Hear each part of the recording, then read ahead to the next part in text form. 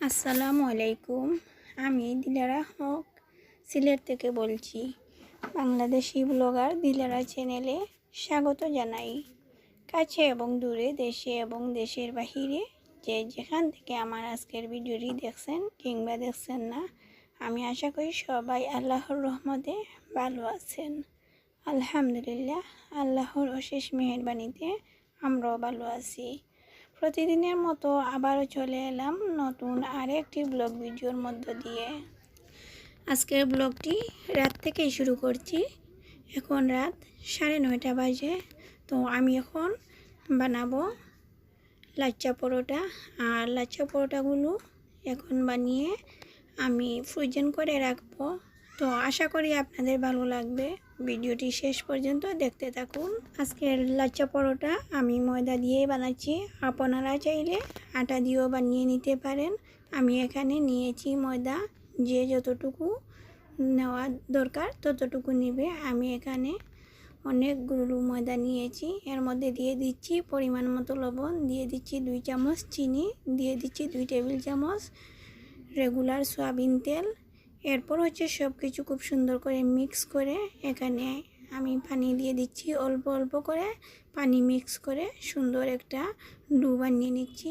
ডোটা এমনই হয়েছে, না শক্ত না নরম, মিডিয়ামের মধ্যে। আপনারা দেখে এতক্ষণে নিশ্চয়ই বুঝেই ফেলেছেন কতটুকু শক্ত বা কতটুকু নরম। তো আমি ডোটা রেখে দিচ্ছি 1 ঘন্টার জন্য। 1 ঘন্টা পর আবারও চলে আসলাম। আমার হাতে সময় আছে বলেই আমি 1 ঘন্টা রেখেছি। আপনারা চাইলে আরও কম সময়ও রাখতে পারেন। আমি ডোটা বানিয়ে আমি আমার ছেলেকে মেয়েকে খাইয়ে এরপর আমার নিজের খাওয়া দাওয়া শেষ করে আবার চলে আসলাম। এখন রাত 11টা বাজে। তো এখন আমি এখানে তেল নিয়েছি কাপের মধ্যে।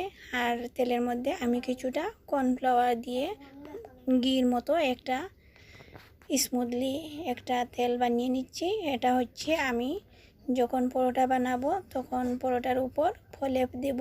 এতে করে পরোটাটা জড়জড়ে থাকবে, লাচ্চা সেমাইয়ের মতো। একটার গায়ে আরেকটা লাগবে না, একদম ফাঁকা ফাঁকা হয়ে থাকবে। দেখতেও ভালো লাগবে, খেতেও বেশি টেস্টি হবে।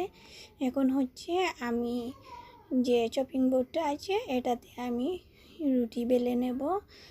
আর রুটি বেলে নেওয়ার জন্য প্রথমে সামান্য এখান থেকে ময়দা নিয়ে আমি বোর্ডটা খুব সুন্দর করে পরিষ্কার করে নিয়েছি।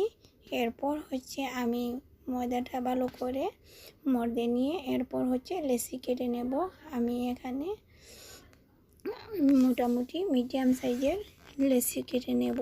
আমার পরোটাটা যেন বেশি বড়ও হয় না, বেশি ছোটও না, বেশি বাড়িও না, বেশি পাতলাও না, এমনভাবে একটা ডোর সাইজ করে নেব।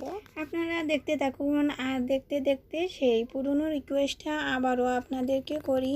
এতক্ষণ পর্যন্ত যারা যারা আমার ভিডিওটির সঙ্গে আছেন, ধৈর্য সহকারে দেখতে দেখতে এই পর্যন্ত চলে এসেছেন, জানি না কারা কারা আমার সঙ্গে এখন পর্যন্ত আছেন।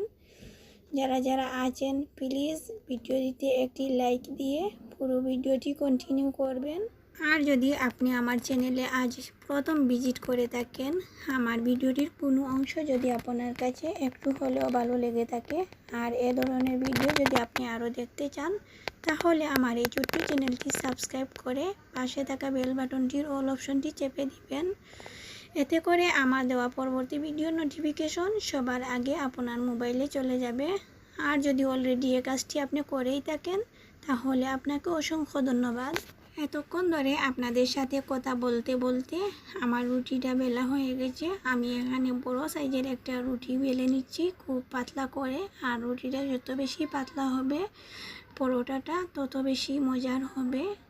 আর এটা একটা ছুরি বা কাটারের সাহায্যে এভাবে কেটে নেবেন, একদম চিকন করে কেটে কেটে খুব সুন্দর করে একটা সাইড থেকে এভাবে তুলে নেবেন। এভাবে তুলে নেওয়ার পর হাতের মধ্যে নিয়ে হাতে টেনে আরও লম্বা করবেন। লম্বা করাতে এই যে লেচিগুলো কেটেছি চিকন চিকন করে, এগুলো আরও বেশি চিকন হবে, আরও বেশি পাতলা হবে। এরপর টেনে টেনে লম্বা করার পর চুলে যেভাবে আমরা কুপা বাঁধি সেভাবে কুপার মতো করে বেঁধে নেব। নেওয়ার পর এটা একটা সাইড করে রেখে দেব। এভাবে করে আমি আপনাদেরকে দেখিয়ে দিচ্ছি। আর প্রতিটা বলা হয়ে গেলে, এভাবে বাঁধা হয়ে গেলে আবার আপনারা চাইলে বেলুনের সাহায্যে বেলে নিতে পারবেন, না হয় আপনারা হাতে চেপে চেপে একটা রুটির মতো সাইজ করে নিতে পারবেন। সবগুলি রুটি বেলা হয়ে গেছে। এরপর কেটে আমি খুব সুন্দর করে চুলের কুপার মতো কুপা বেঁধে নিচ্ছি। এখন হচ্ছে আমি যেভাবে ফুজেন করি সেটা আপনাদেরকে দেখিয়ে দিচ্ছি। আজকে হচ্ছে পরোটাটা ভাজবো না, আজ আমি ডিপ ফ্রিজেই রেখে দেব, যেহেতু অনেক রাত হয়েছে এগুলো আমার সংরক্ষণ করতে করতে। তো আমি পরের দিনের ভিডিও আপনাদেরকে একই সাথেই দেখিয়ে দেব। একদিন পর আমি এগুলো আবার ডিপ ফ্রিজ থেকে বের করে ভেজে নিচ্ছি। তো আমি এগুলো ভেজে নেওয়ার পর কীভাবে হলো বা কতটুকু ক্রিস্পি হলো সেগুলো আপনাদেরকে দেখিয়ে দিচ্ছি। আপনারা একটু ওয়েট করুন, আমার সঙ্গে থাকুন, ইনশাল্লাহ দেখতে পারবেন। তো ফুজেন পরোটা থেকে সাথে সাথে পরোটাটা ভাজলে আরও বেশি সুন্দর হয়। আমি এগুলো না থেকে ডিপ ফ্রিজে রেখে দিব। এরপর হচ্ছে এটা পরের দিনের ভিডিও। পরের দিন আমি ডিপ ফ্রিজ থেকে ফুজেন করা পরোটা বের করে এখন সেঁকে নিচ্ছি আর আপনাদেরকে দেখিয়ে দিচ্ছি আমার পরোটাগুলো কেমন হলো। তো আমি পরোটা ভাজার জন্য খুব বেশি তেল ইউজ করব না। প্রথমে শুকনো ফ্রাই প্যানে কিছুটা সেঁকে নেব।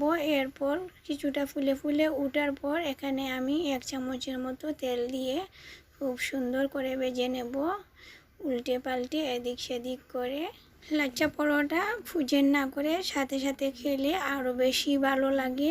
আর আমার ফুজেন করার একটাই উদ্দেশ্য, আমার ছেলে যেহেতু অনেক সকালবেলা মাদ্রাসায় যায়, তো এই সময়ের ভিতরে সাথে সাথে পরোটা বানিয়ে ওকে দেওয়াটা সম্ভব হয় না। এজন্য আমি আগে থেকে বানিয়ে ফ্রোজেন করে রাখছি। আর আপনাদেরকে দেখিয়ে দিচ্ছি ফ্রোজেন করা পরোটাগুলো ভাজার পর একদিন পর আমি বাছছি, তো ভাজার পর কেমন হলো। আশা করি আপনাদের ভালো লাগবে। আর যদি ভালো লাগে বা খারাপ লাগে অবশ্যই কমেন্ট করে জানাতে পারবেন আমাকে কমেন্টের মাধ্যমে কে কোথায় থেকে আমার ভিডিওটি দেখছেন।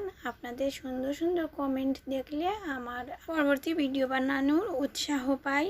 এখন হচ্ছে আমি আপনাদেরকে দেখিয়ে দিচ্ছি কিভাবে ইলেকট্রিক বোর্ড আমি পরিষ্কার করি আর আমার বোর্ডের মধ্যে কতটুকু ময়লা লেগে আছে নিশ্চয়ই আপনারা দেখতে পেরেছেন। তো আমি এখানে টুথপেস্ট নিয়েছি, দাঁত মাজতে একবারে যতটুকু পেস্ট লাগে ঠিক ততটুকুই পেস্ট আমি নিচ্ছি, খুব বেশি পেস্টের প্রয়োজন নেই। তারপর হচ্ছে আমি ব্রাশের সাহায্যে খুব সুন্দর করে পুরো বোর্ডের মধ্যে লাগিয়ে নিচ্ছি। তো আমার বোর্ডের মধ্যে এখনও কারেন্টের সংযোগ দেওয়া আছে। আপনারা এত বেশি রিস্ক নেবেন না, এটা হচ্ছে একটা ডেঞ্জারজনক। কারেন্ট যদি কাউকে একবার ছুঁতে পারে তাহলে ছেড়তে চায় না। তো আপনারা অবশ্যই লাইনের সংযোগটা বন্ধ করবেন। আমার হাতের নাগালে নেই আমাদের মেইন সুইচ, এজন্য আমি লাইনের সংযোগটা বন্ধ করতে পারছি না। লাইনে কারেন্ট থাকা অবস্থাতেই আমি কাজটা সেরে নিচ্ছি। আপনারা কিন্তু সাবধান, এভাবে করতে যাবেন না। তো ব্রাশের সাহায্যে পুরো বোর্ডের মধ্যে আমি পেস্ট লাগিয়ে নিচ্ছি। এরপর এখন একটা শুকনো কাপড় দিয়ে খুব সুন্দর করে মুছে নিচ্ছি। মুছে নেওয়ার ফলে বোর্ডটা একদম চকচকে ঝকঝকে হয়ে গেছে। দেখুন আগে আমার বোর্ডটা কতটুকু ময়লা ছিল আর এখন কতটুকু পরিষ্কার হয়েছে, আপনারা দেখে নিশ্চয়ই বুঝতে পেরেছেন। এই ছিল আমার আজকের ভিডিও। পরবর্তী ভিডিও দেখার আমন্ত্রণ জানিয়ে আজ এখানেই বিদায়।